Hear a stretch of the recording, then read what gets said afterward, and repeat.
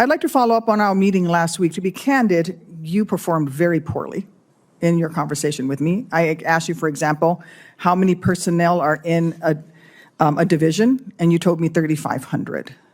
You just recently, when I came in, were answering my colleague from Alaska's questions about brigade combat teams. How many personnel are in an average brigade combat team?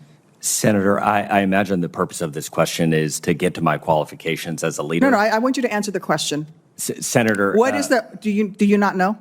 If you don't know, that's okay. Senator, I assume Answer my question.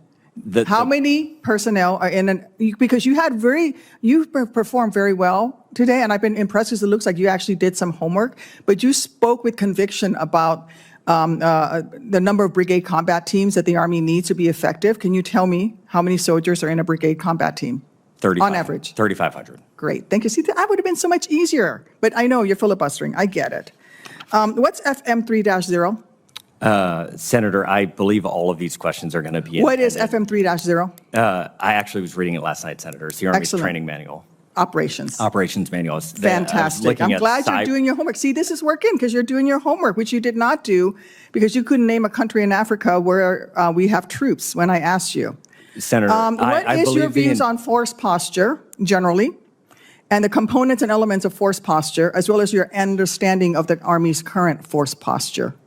Senator, I believe that the President of the United States chose me specifically because of my experience set that your colleagues You're not answering. Does that mean that you do not have an opinion on the Army's current force posture? It's my job. It's my job to advise and consent on the nominees that the President puts forward. Just because a President puts forward a nominee does not mean that person is automatically qualified to do the job. My question to you is, sir, as someone who will become Secretary of Army if confirmed, what is your current opinion of the Army's force posture, and can you describe the elements of that force posture?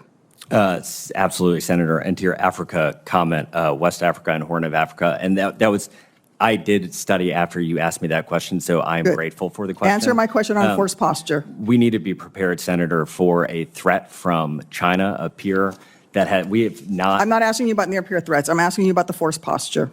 We need our forces postured all over the world to What respond. are the components of the force posture?